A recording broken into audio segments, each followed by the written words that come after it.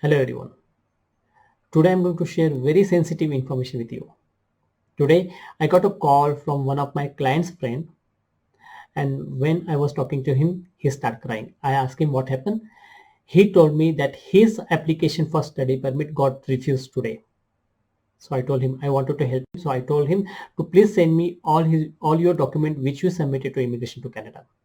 While going through his document, I found that his English test was not enough, and because of English proficiency, lack of English knowledge, his application for study permit got refused.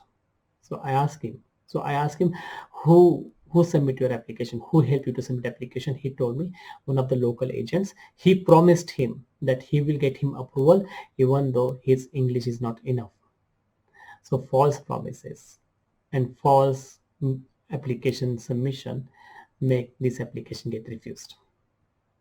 In today's topic, I wanted to make you aware, when you submit your application for study permit, please be aware of false promises and think logically what's possible, what's not possible.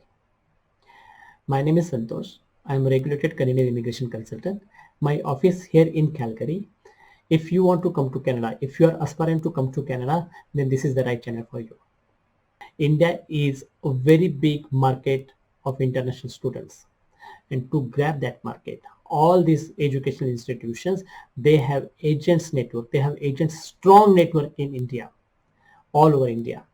And through this agent network, there are lots of agents, they are working genuinely and honestly, but there are few agents, they give these false promises to their clients, and the client fall into the trap. In today's session, we are seeing how to avoid this trap. So how this agent network work? Agent normally get commission upon successful recruitment of students. So more students they recruit, more commission they get. And this is the economy behind this all. So if you contact any agency, their sales agent, they go behind you, literally they go behind you, they will call you every day, they will ask you, okay, come, there are limited seats available, we can help you to get admission without your IELTS requirement, we can help you to get your study permit without even you are meeting the requirement, this is the lifetime opportunity. They give you lots of false promises. You have to find out what is the logic behind these promises. I have seen those agents make promise that you will get letter of acceptance in days. Now you tell me, are you the only one who's applying for letter of acceptance? No, there are lots of people. Are the education institution, they are only working for your letter of acceptance? No, there are lots of application they get it too. So it's possible for you to get that letter of acceptance within 5 days. So definitely this is not logical. You have to figure it out, what's a fact and what's a logical. If someone told you that they will get you admission with your lowest English proficiency, don't believe that. At the visa processing, you will not get approval without your proficiency of English. So this is the one. If someone tells you that we will get you approved with lower IELTS, it's not true. Now, as I told you, this is race. Okay, agent get commission upon successful recruitment of the students.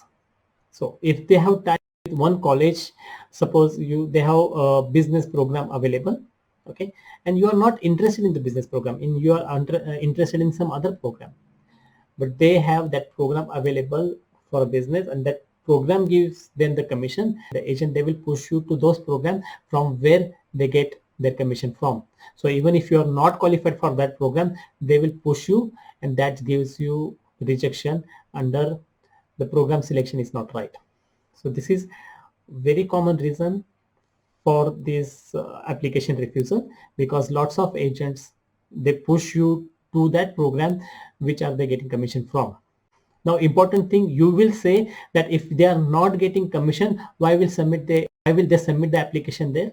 I want you to understand the process for this. They send hundred application for that program, and out of that 100 application, at least 70% application get approved and 30% application get refused. So they will get huge amount of commission with that 70% approval. So they don't really care for that 30% which got refusal. They have to send bulk application, and definitely in that bulk application 60-70% application get approval. and that's how it works. I have seen people who get trapped easily in this trap. Now, what is the trap? Lots of agents arrange show money in their account. Now what that means is, if you don't have enough funds, agent will deposit maybe 10 lakhs 12 lakhs rupees in their account in India, and then they make a letter from bank and submit along with the application. So this doesn't work. Okay, you have to show your own source of funds, and you get refusal because of the source. Okay, so people try to cheat this way. Don't fall into the trap. Another reason, I have seen people who come to me asking me that my age is 35, my age is 40, how can we get study permit approved? Okay, so anybody who's in the early age, to get them study permit approval is much easier. But who is mature student, it's possible to get them study permit approval, but it's difficult. Yes, there are possibility that you might get study permit approval. It's all depend upon how you make your SOP or statement of purpose. Beside all these factors, there are academic records also has to be good.